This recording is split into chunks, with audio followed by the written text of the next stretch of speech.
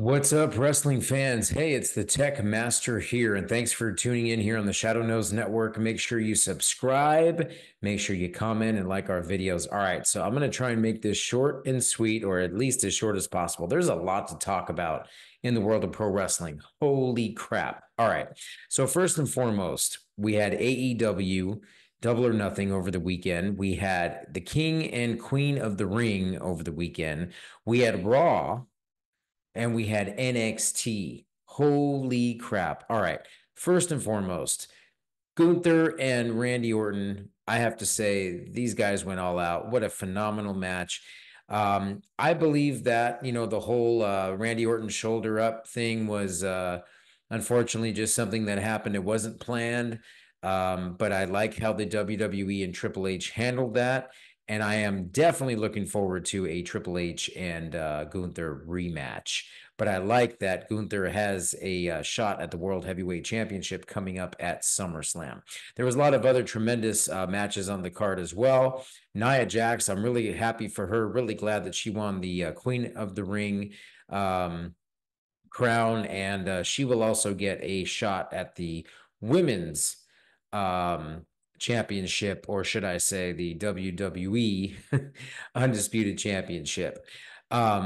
So it's going to be interesting to see what the WWE does and where they go from here. Um, wow. And then, you turn around and you look at AEW Double or Nothing over the weekend. Double or Nothing was great. I mean, it was an awesome pay-per-view. That main event with the Young Bucks, um, and Jack Perry, and then you've got Darby Allin coming in at the end with the I don't know, what do you call that, like a flamethrower or blowtorch, or I don't know what the heck, man. But wow, setting Jack Perry on fire, at least his bottom half or his legs. Incredible. I gotta say, the only thing I didn't really like about that was Tony Khan rolling down the ramp, if that's what you want to call it, when he was thrown by Jack Perry. He kind of it just didn't look good. But anyways, overall, I would say King and Queen of the Ring and Double or Nothing were phenomenal events, great pay-per-views or premium live events. And, I highly recommend watching both. I think AEW has gotten better in the last several weeks. I just want to see them showcase their AEW World Heavyweight Champion, Swerve Strickland, more. I want to see them showcase. I want to see them build dynamite around him. Now, MJF came back. MJF has returned to AEW. So we will see if anybody in AEW can move the needle. I think MJF can move the needle. However, the ratings will tell us if MJF is indeed the needle mover for AEW. All right, let's move on to the WWE. We had Monday Night Raw, and I got to say, Raw was a very decent show. I love what they're doing with Otis and Chad Gable and that whole storyline. They're letting it breathe as well, which is very important. You got to have that time to let a storyline like that breathe. And then Becky Lynch, her contract ends, from what I hear, June 1st, this coming Saturday. Is she going to end up in AEW? I don't think so. At least right now.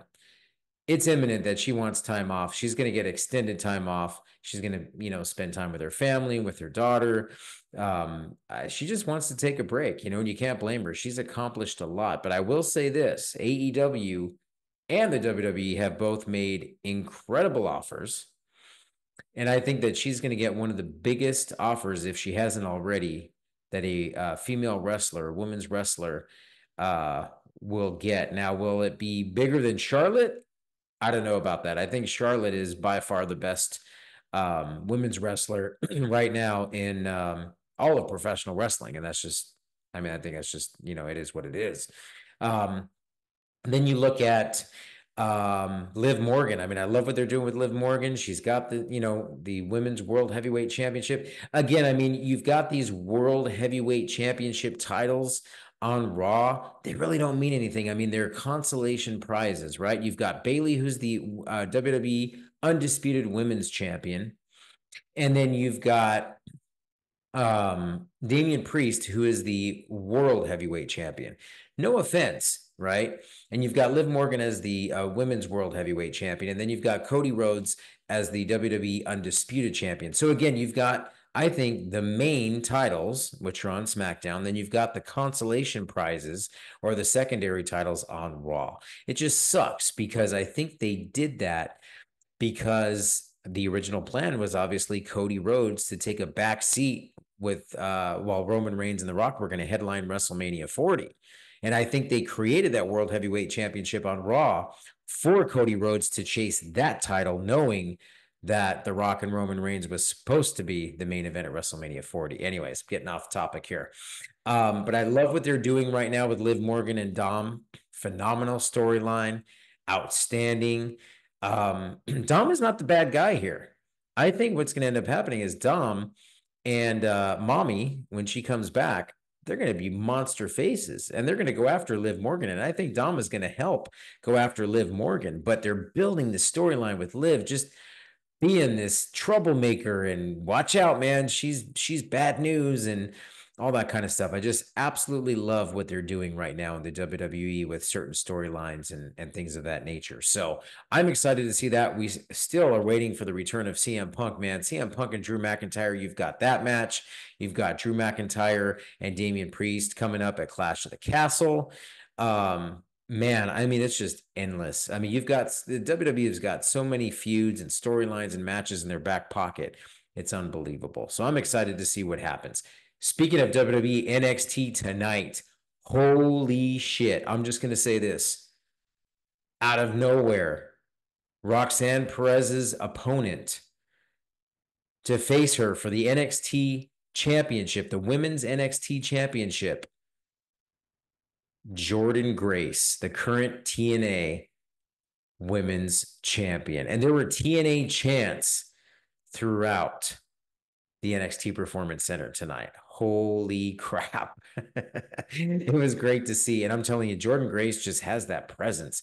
She's got that charisma. She is what the WWE looks for in female wrestlers. She's got the look, she's got the talent. I mean, she's got the character. She just looks like a superstar, just like Jade Cargill. She looks and plays the role of a superstar. It's just phenomenal. And then, holy crap, the biggest story of the night tonight on NXT. Trick Williams gets jumped from behind by all ego Ethan Page. Holy crap, this was huge. Nobody knew he was coming to NXT. Nobody knew he had signed with the WWE. The WWE worked extra hard to make sure he wasn't at any kind of rehearsals. He wasn't at the Performance Center at all leading up to the show tonight. They did a very good job at keeping him hidden from anyone backstage. It was a complete surprise. It was like the CM Punk surprise, but for NXT. Unbelievable. Unbelievable. Ethan Page is now in NXT. This man is going to go far. I'm telling you right now. This dude is going to just blow it up in NXT. Him and Trick Williams,